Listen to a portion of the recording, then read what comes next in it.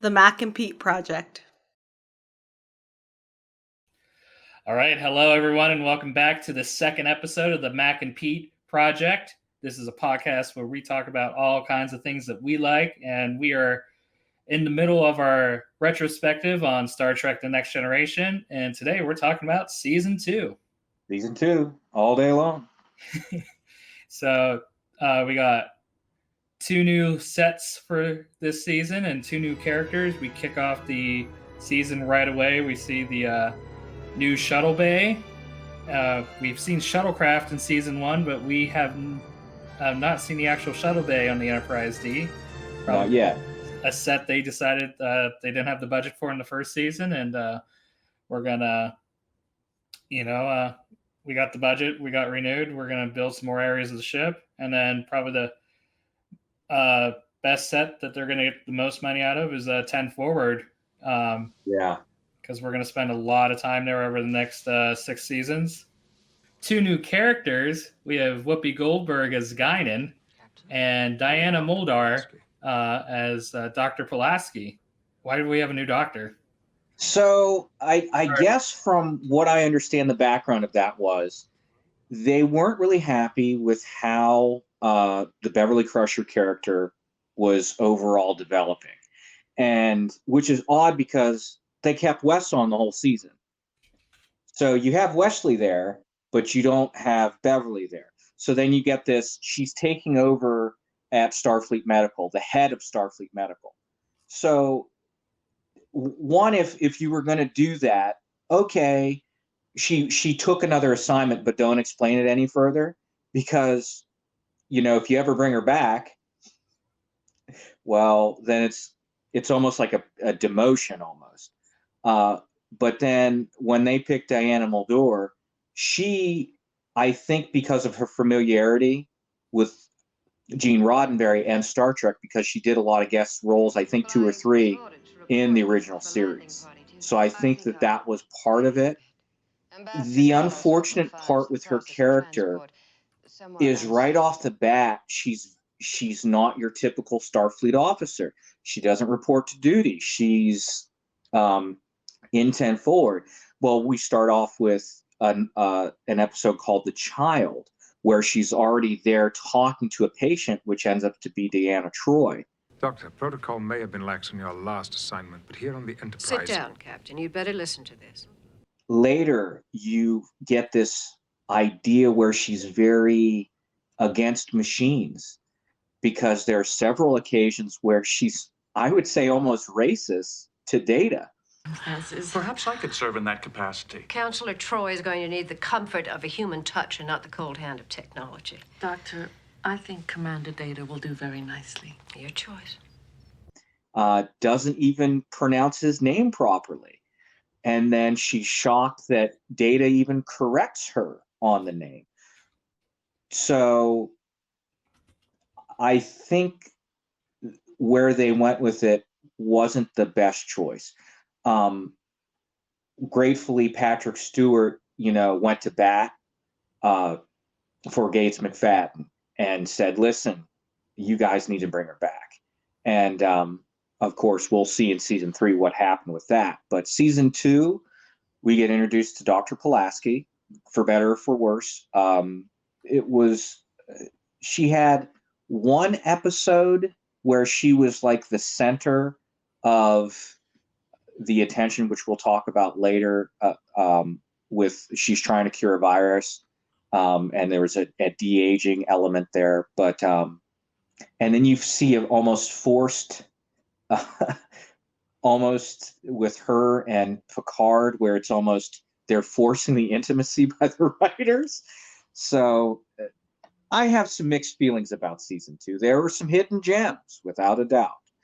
But I would also have to say, great job with casting Whoopi Goldberg, because, and she almost is like the Virgil in Dante's Inferno, just like Q is similar to that Virgil of Dante's Inferno, but there's like a duality to them. One's more mischievous, one's more wise. That's another thing that they start to play with in the episode Q Who, where we'll talk about here in a little bit. But come in real strong. The adding, the more layers, bringing the shuttlecraft in there, the shuttle bay. And we have a few episodes where you actually get to see a shuttlecraft. So, can I get you something? No, nothing. I just like to stand here. So I guess the first episode we could talk about is the Outrageous Okona. And interestingly enough, Captain Okona is played by Billy Campbell. If anybody's familiar with him, he's Bruce Campbell's cousin. And Bruce Campbell, big in pop culture. He's done a ton of stuff. If you don't, look him up. Great stuff. But he's kind of, and I don't know, Pete, if you got this feel, they were trying to introduce maybe this kind of more the nice guy version of Henry Mudd, not mischievous in a different way. Just more of a rogue in general. Yeah. I think what I like more about this episode is the B story, actually. Oh, really? Data goes to the hall, tries to be funny. I wish to know what is funny. It's funny. I don't know. It's a matter of opinion, I guess. Tip O'Neill in a dress. Some people say words that end with a K are funny. A briefcase that looks like a fish. Personally, I find that hysterical. And see, that's the thing that I like about when, and I think TNG does this the most, where you have two separate stories that might not have anything to do with each other. Like you'll have what do you mean you don't know? That's not funny, or I know what a joke, and it's almost a Spock-like response. Mm-hmm. It's with a humorous climax. It's very thrown away, but then they take it and run with it. Guy walks into the doctor's office. The doctor tells him you need an operation. The guy says, I want a second opinion. The doctor says, okay, you're ugly too. Boom, boom. Was that funny? No. And I think that that's an episode where they've really done that well. Also, you have the guest star Terry Hatcher. So you see that right away, where she's not at the time she's not well known. But you look back and go, and there's some times when you look at that and go, who's that? They look so familiar. But that was one of her first couple things that she did. And of course, well, Captain Okona, he's ready to go in, phasers on stun, to get the transporter chief. So, and I like the episode overall. Yeah, and it's like he's a character. He's like definitely wants to move along as quickly as he can, and only gives as little information as needed to proceed. Because we found out he's actually doing a virtuous thing in the end, where he's covering for the lies of two star-crossed lovers. And I think that rogue-like, and that word does that roguish type character, a lot of them are like that. They seem to be on the surface where they're almost standoffish, and they're withdrawn, they're aloof, but they're not. They're actually very deep, almost like a Taoist, where they're a Wu Wei, which is like the action of inaction, where they're just kind of letting everything come to them, and that's how their lives are. But it was one of those kind of. It wasn't bad. It was just entertaining, and sometimes that's what you want. You don't want to sit there and cry or laugh. You just want to be entertained for an hour. I was so ugly as a child, they hung a pork chop around my neck.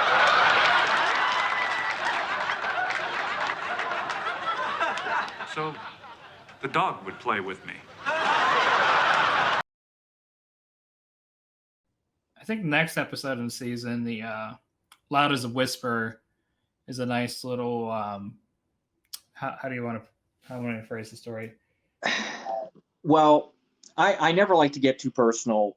I like to. This is about Star Trek, but on a personal note, going through school, I suffer from dyslexia, so I I don't suffer from blindness or being or any type of impairment. And I say that for people to connect. I don't say that I don't believe my dyslexia is an impairment. I believe that it's a part of me.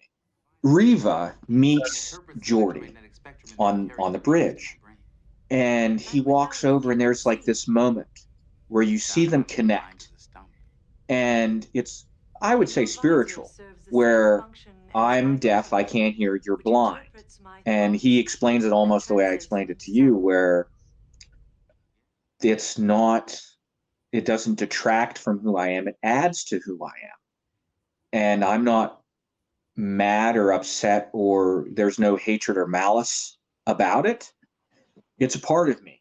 And so just describe how his disability, what his disability actually is, and how he actually goes to enhance. Well, that's a good one, and that's touched upon this season. Yeah.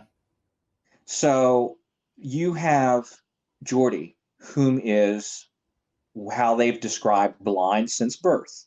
Oh, I meant Riva, but well, because we didn't explain. Oh, that's also interesting as well.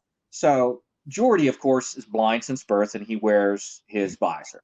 Now Riva, and that's a little bit more in depth, where he is apparently a part of a ruling class, like a king or queen, hierarchy on his world, where they reference the kings and queens of Britain, especially the House of Windsor, where they have what's the blood disorder, Pete, that they have? They mention it in the episode, but anyway, there's a genetic thing that they carry, hemophilia. Okay. Where they suffer from, and it's genetically carried. Well, on his planet, Riva, deafness is genetically carried. Well, they've come up with this very unique, almost, it's orchestral is the closest word I can think of. They have three different people. One's harmony, one's the scholar, and one is the warrior or lover. So there's three of them, and they speak for the different parts of Riva's personality, and he taps into those. And the way that I'm speaking to you now, I'm going in and out of different facets of my personality, but Riva almost has them separated into this trinity, of lack of a better term. So he's connecting with Jordy in this way. So his chorus, I believe that they're called in the episode, is like Jordy's visor. So they're connecting with that, and they even bring that chemistry together even further. When I watched that, Pete, I have to say I did get a little teary-eyed, because watching it as a kid, I honestly don't ever remember liking this episode. It was just, oh, what is this garbage? But then watching it now, I almost get this feeling of someone who understood me wrote that. So someone who isn't a part of the normal, I say that in parentheses, they would understand that if they have something like that, they would get that part, and I would hope, get that same reaction. They would feel what Jordy, what Riva, what I felt in that moment. Yeah. So essentially, in this episode, Riva, he's a arbitrator. He's kind of does what Sarek of Vulcan does, is yes, he negotiates peace between people who are having conflict. So he's essentially, the Enterprise is transporting him to a peace conference to this world of two warring factions who really hate each other. And when they get down to this planet, Riker's there, I think Worf is, and then Riva and his chorus. Correct. Now we get there, and there are people who are upset about having these talks, and before much of anything can happen, someone takes the matter in their own hands and start firing phasers. The chorus is I think disintegrated. Yeah, they're vaporized on contact. And so then Riker's doing his best to get Reva out of there, and before they teleport out, you can hear someone shouting like, "His actions don't speak for us. We want peace. We need you back." His words are not mine. Please, Reva, we need you. We need you! That takes us into the second act of the episode of how is Reva going to overcome a new impairment now? Yeah, I would say that because he was so reliant on the chorus, he had no other means of communication. So now you see him signing, which is interesting because he has the ability to he's a telepath as well, so he can speak to Troy through his mind. Correct. But he can't really speak to anyone else without signing. And they make it very apparent that Troy can only get very minuscule, almost as if you're speaking to somebody in a different language and you have a passing familiarity with it, and you're getting bits and pieces of words, but you're not getting the overall intent. You're not getting the emotional inflection. So Data goes and learns, of course, in his fast way, several different, hand signing languages, and then you see him almost very comedic moment. This is the ocean. This is the blue on the ocean, and it made me giggle a little. But then Reva, between Data and Troy, they think that they'll be able to do it. And I'm so glad that they did it right off the bat, because during the episode, you get this idea that Reva's this arrogant ass. He's terrible. You don't want anything to do with him. But then he's like these little slivers of like compassion. And when Picard starts, when they first arrive, Picard is confused by the chorus. He's talking to the chorus, and Reva gets so upset that the chorus yells back at him and says, "Look at me." Yeah, look at me. And so the Speak to me. What? Speak directly to me. Yeah, and that sets the tone for the episode of where Reva's mindset until you hit the second part of the act. And you see the second emotional part where, and like I said, don't like to get too personal. There were moments in my childhood where I would get frustrated because of dyslexia and I couldn't read or couldn't do that. And you and I went to the same school, the people who were very not understanding and would make your life miserable. Mm-hmm. Well, Picard, and this was one of those moments where you realize Picard's another one who's very stoic and keeps it underneath, but there's a very deep, passionate person underneath. Where Reva's, he's freaking out, he's signing left every which way but one, and Picard grabs him. He goes, "You're not alone. You're not alone."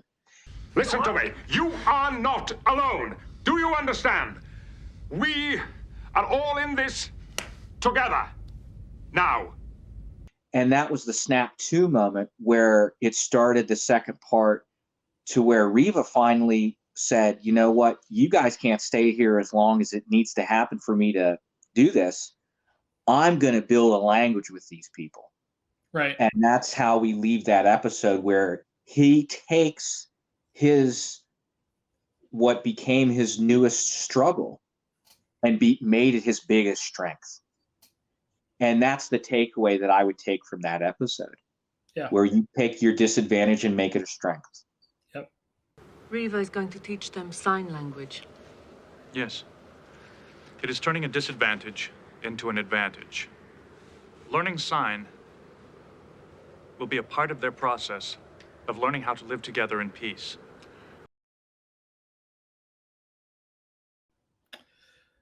All right. I think you wanted to talk about the Schizoid Man for the Schizoid Man. Nice guest star. So you have William Morgan Shepherd, who is by far a wonderful character actor.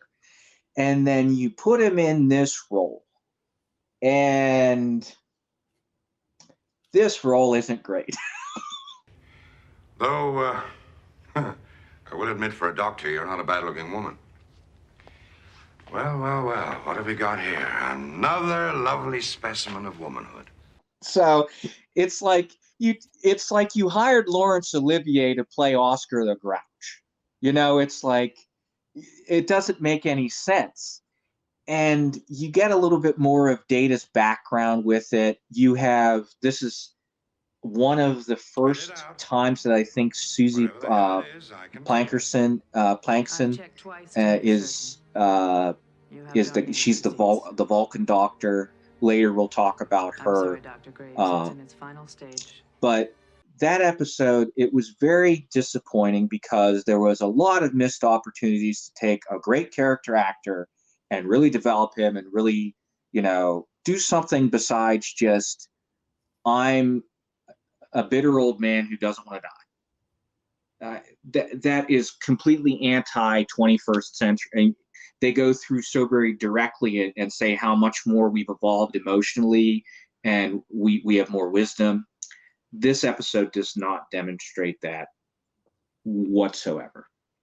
So that was my little my disappointment, where you could have taken William Morgan Shepherd and done a little bit more. Not really. But what the hell? I'm dying. I can remember my life any way I want. And the next episode worth mentioning is A Matter of Honor, which is basically somewhat interesting because it's focuses on a officer exchange program with the Klingons.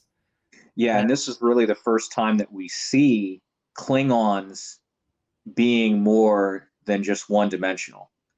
Mm-hmm. And that's probably a great episode for it. And it's another, and I think this is a good time to mention that there are a lot more Riker-centric episodes than I had thought previously. And of course, this one's apparent. But I think that's more true in the first half of the series. Second half, correct. I'm gonna give credit where credit's due. Basically, from Red Letter Media, they mentioned after Best of Both Worlds, Riker becomes the layman to explain everything to the audience, or just ask questions for how does this phenomena affect us? Insert clip here. Is that like Uhura from Star Trek 6? Well, it's got to have a tailpipe. Yeah. So basically, Riker's agreed to go be the first officer on a Klingon bird of prey for a short period of time on a mission, just to study how things work on their ship and their command, and do an exchange of knowledge. And while at the same time, Riker leaves the Enterprise, Benzite, correct? Yeah, that's the alien race that gets interviewed. Starfleet officer, just having other races explore other Federation ships, how they're run. And we find out he's, I don't want to say arrogant, but is very sure of himself, but also he operates on a different style of operation, because Benzite, that's because that's how their people on their ships do it. Yep. So he's if he comes across a problem, he doesn't report it until he has a solution for it. Yeah, which like it would be a devastating occurrence on a starship. It's, say, if the warp core is breaching. Let me get back to you. It might blow any second, but I don't know how to fix it. So that, oddly enough, that's one of those where it brings to question. That's why diversity and inclusion is so important. Where if you're just by yourself, you can't solve a problem because you don't have all the answers because you haven't experienced it all. But you have a group of other people, not just individuals from different backgrounds, whether it's ethnic, religion, whatever. whatever the background is, you now have other mindsets bringing a solution to that problem. And I think that's a deep message, that you don't necessarily get when looking at it direct. You just see an arrogant officer. But when you think about it, that's what it is. And what I like about this is it shows how open-minded Riker is to exploring and embracing other cultures, so much that before he even goes to serve on the ship, he's eating Klingon food, Gok, and when he gets there, the second officer challenges his orders and his legitimacy to be even acting as the first officer, and Riker does the Klingon thing and hits him, knocks him out. And in that moment, you get this sense of the Klingons instantaneously, they start, I don't want to say respect. It's more of, then they start taking him serious. Then, oh, he's actually done his homework. He's not just, he's respecting our culture. He's respecting us. Let's respect him back. And that scene takes place in the mess hall, and everyone's so excited, and then he's even attracted the attention of the female officers on board. The captain says they want him, and he responds, her or both? One or both. And then My favorite line. One or both.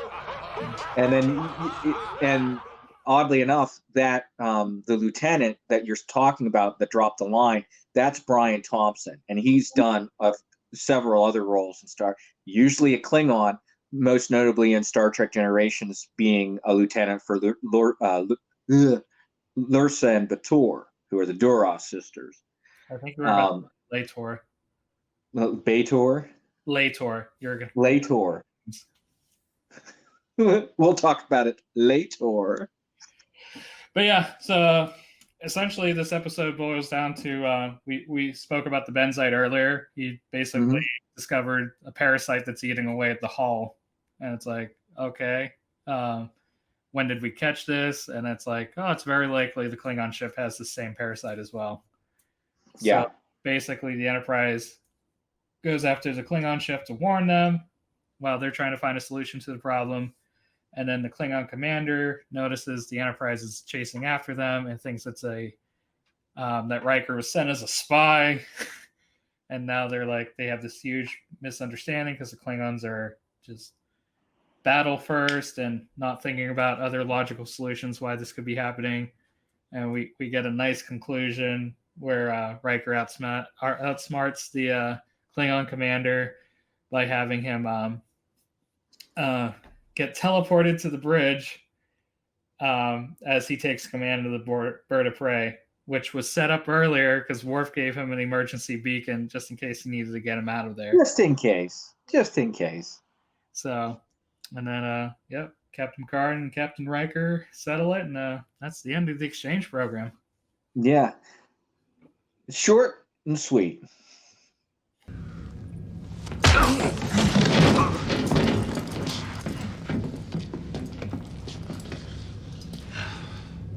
Get him off my ship. All right. Probably the most important episode of this season, if not for the first half of Star Trek. We have The Measure of a Man. Yeah, there's not enough good things that you can say about this episode. This is one of those, you have a very deep message and the material is very serious. This is not the Outrageous Okona. This is not a laugh episode. This is Data, who is a part of Starfleet.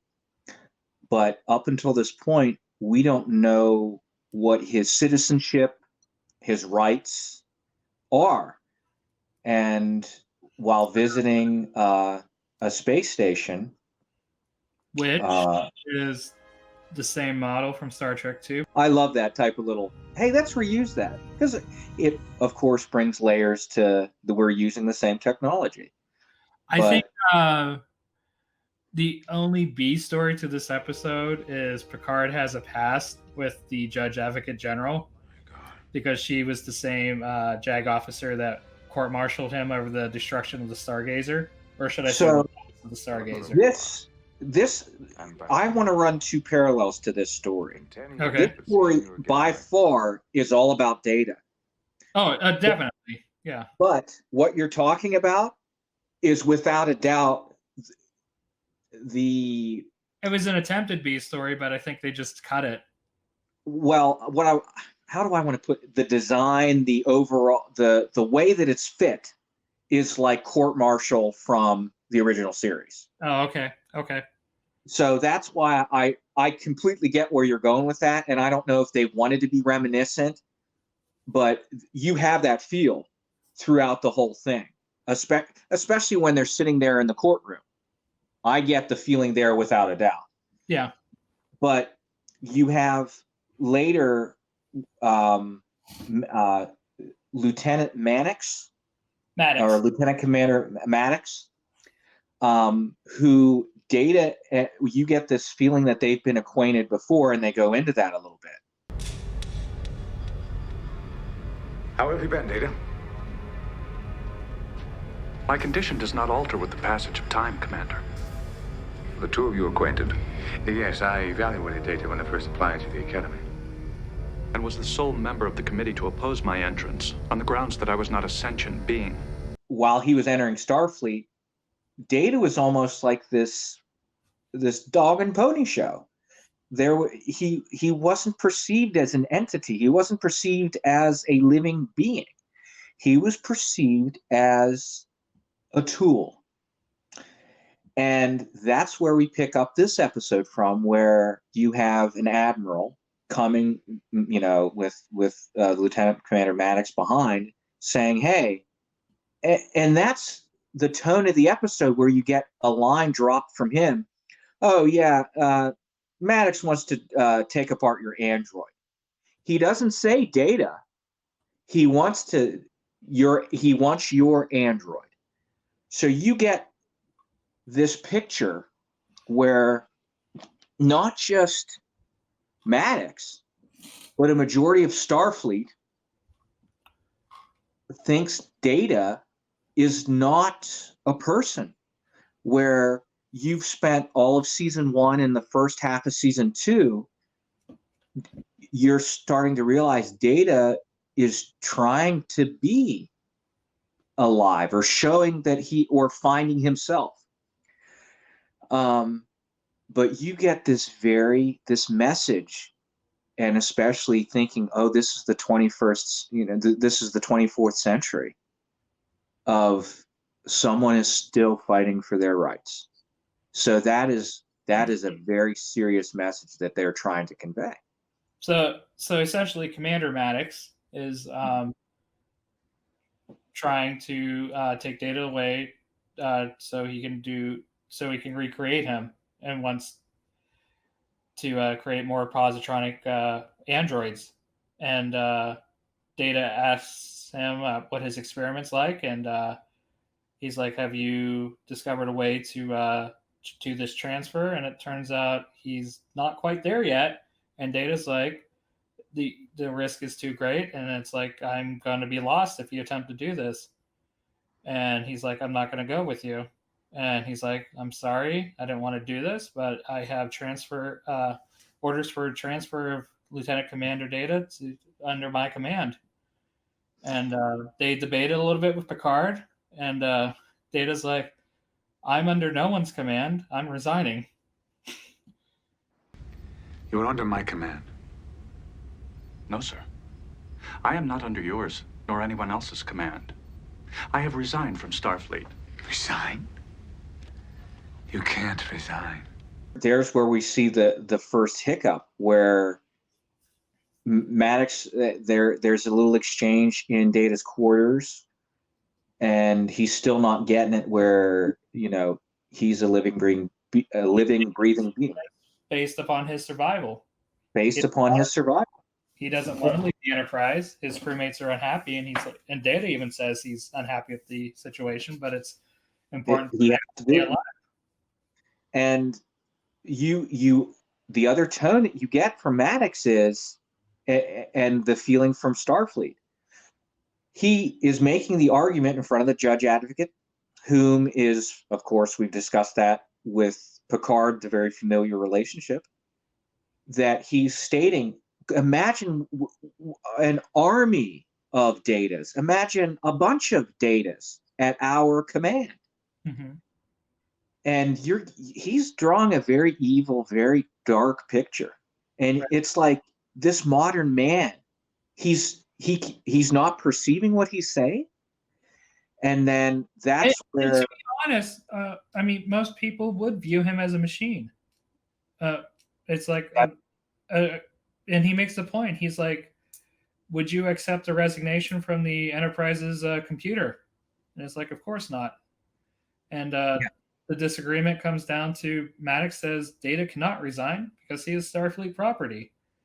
And basically, they go to the Judge Advocate General to get a decision. And she's like, we're going to have a hearing. I don't have a staff yet. It's new territory.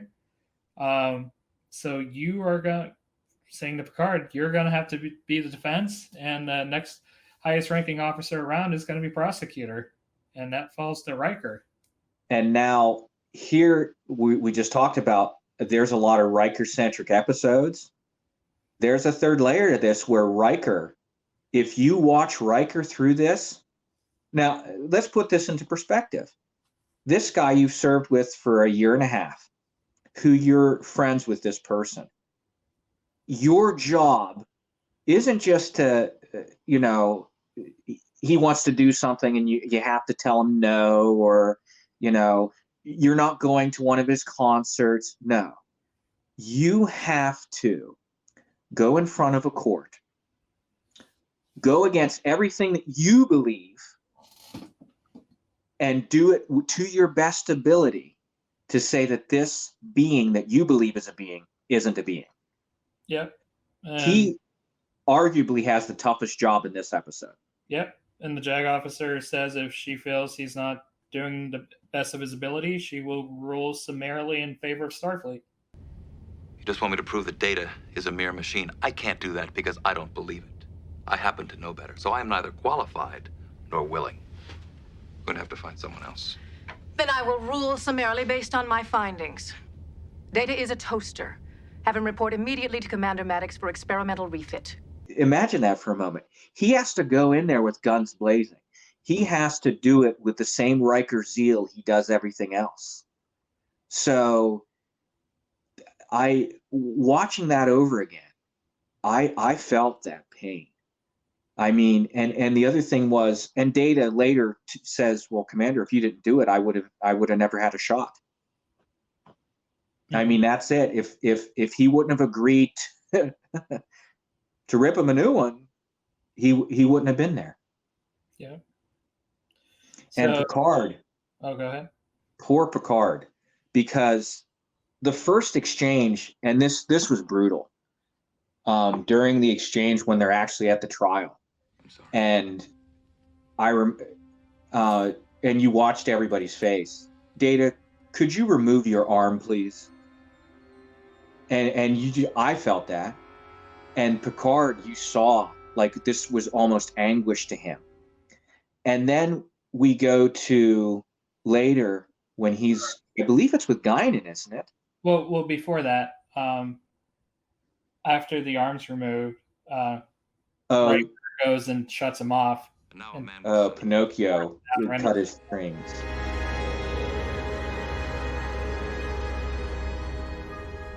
Pinocchio is broken. Its strings have been cut. Strings.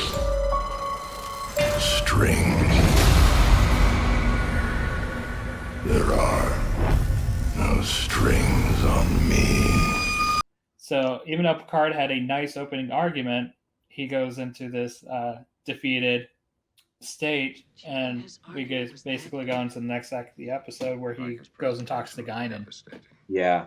And we start to see the wisdom of her years and how she's describing, as like Maddox was saying, what's so unique about Data if we had hundreds or thousands of Datas doing the work that nobody wants to do. And then you have this workforce that no one cares about, and you don't care about their rights, you don't care about their happiness, you don't care about them getting the basic necessities of life when they're disposable. And then clicks to Picard that he's like, you're talking about slavery here. He's talking about slavery. I think that's a little harsh. I don't think that's a little harsh. I think that's the truth. But that's a truth that we have obscured behind a comfortable, easy euphemism. Property. But that's not the issue at all, is it? It is beyond just the interests of Data, whether he's alive or not. We are talking about slavery. And I'm very proud that the writers went there. I'm very proud that this is what we're talking about. We're not pulling punches on this one. Right. We're telling you like it is. And that's very important. On the topic of slavery, it's so beyond like the 24th century. Like, it is such a thing of a past. People work together. You don't see race. And this is like best exemplified like in the original series. Was it the episode with the space Abraham Lincoln? Oh yeah, sitting. Excuse me, Captain Kirk. Yes, sir. Mr. Scott. What a charming negress. Oh, forgive me, my dear. I know that in my time, some use that term as a description of property. But why should I object to that term, sir? You see, in our century, we've learned not to fear words. May I present our communications officer, Lieutenant Uhura? The foolishness of my century had me apologizing where no offense was given. He expects Uhura to be a slave, and she's so confused about it. And she's like, and then she remembers, she's like, no, that's ridiculous. Because it's like to have a woman of color to think of how ancient barbaric slavery was, of how far we advanced in the 24th century. Yeah, and the original series was so good they almost forgot about it because it wasn't important. Mm-hmm. It was, we're all the same. We're individuals on this ship pushing to explore. And when Abraham Lincoln comes on board and she's just dumbfounded by what's he talking about? It's almost like he's giving her a history lesson, like that was not important. And you're right. This is very similar to that episode with the same tone and feel but here's the opposite. How in that time when you're an individual, you're not put into a caste, you're not put into a race, you're not categorized. You are what you make yourself. And that's a very powerful message because Data overall, his journey is very unique. And Guinan, this wisdom that she's trying to convey to Picard, where you're not, you're only seeing Data. What happens? And Picard said, you're talking about, yeah, Johnny. Yeah, John Luke, that's what we're talking about, buddy. So and that opens his eyes to, oh my, I know where I'm going to take this now. Guinan now has opened his eyes, given him the wisdom to take that next step on how to help Data. So we're now at Act 3 in this episode, and Picard now asks Data to take the stand. And he's got this box, this like suitcase that he packed all of his belongings that were precious to him. And he's got, I believe it's a book from the captain and from Picard. And he asks, well, why do you have this? Oh, it's special to me.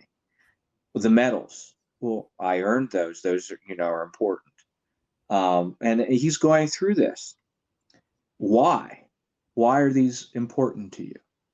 And then he brings out this hollow image of Tasha Yar. Why is this important to you? And you see this timid response after, very boldly, or not boldly, but matter-of-factly, yes, these are important to me. I can't talk about that. And Picard pushes, well, why? Well, I made a promise. And then Picard, I think this would be okay in this instance. She was special to me, sir. We were intimate.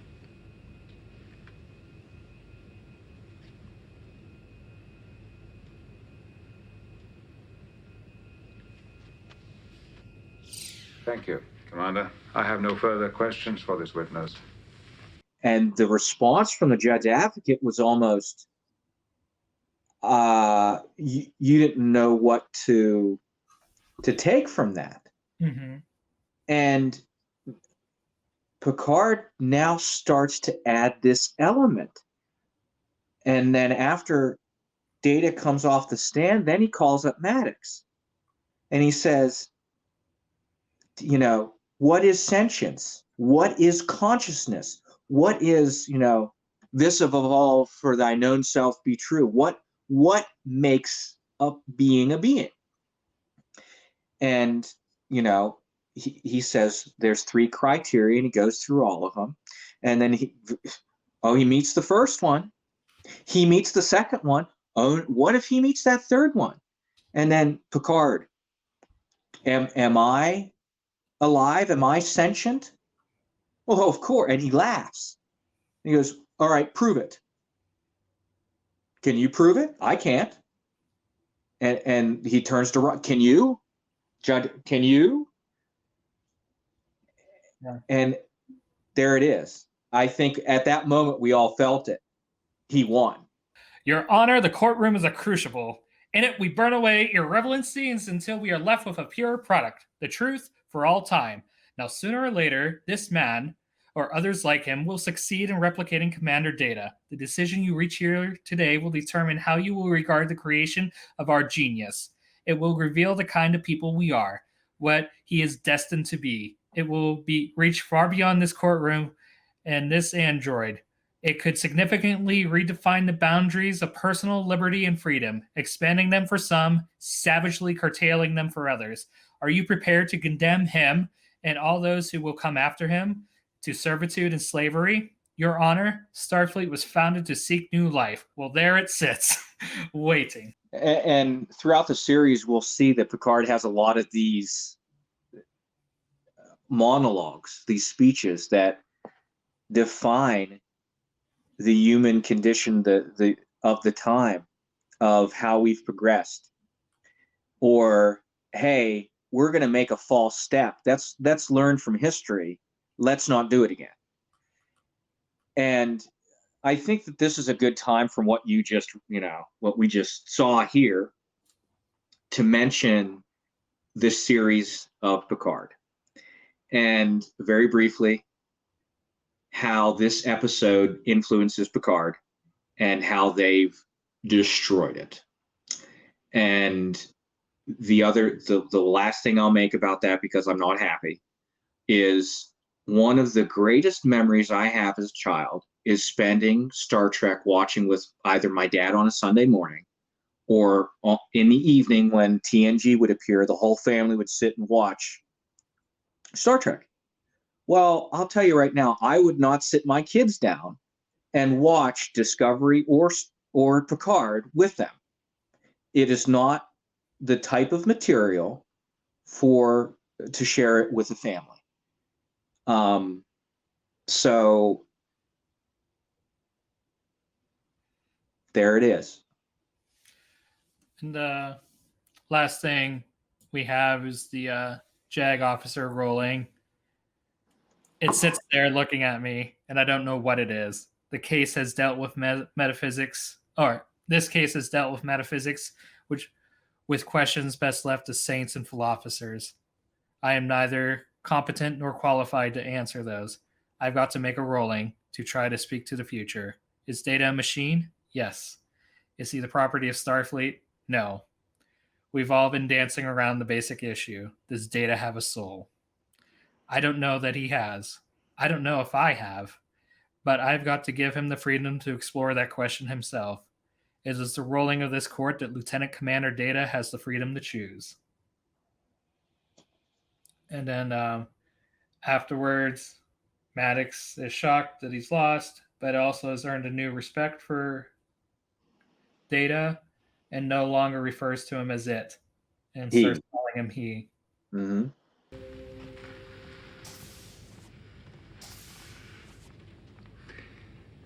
He's very remarkable. You didn't call him it?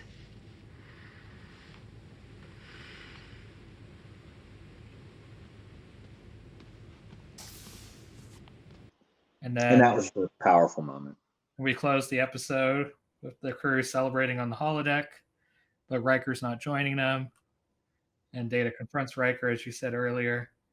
And this is probably the last final emotional moment, because then you realize how, if you didn't realize to this point, you definitely realize it now, that Data was fighting for his life, but Riker essentially was the one who had to save it, because in the way he had to save it. I mean, that's hard to go against what you believe. Oh, God, no. I came that close to winning, Data. Yes, sir.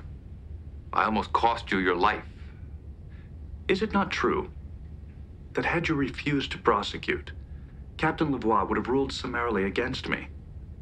Yes. That action injured you and saved me. I will not forget it.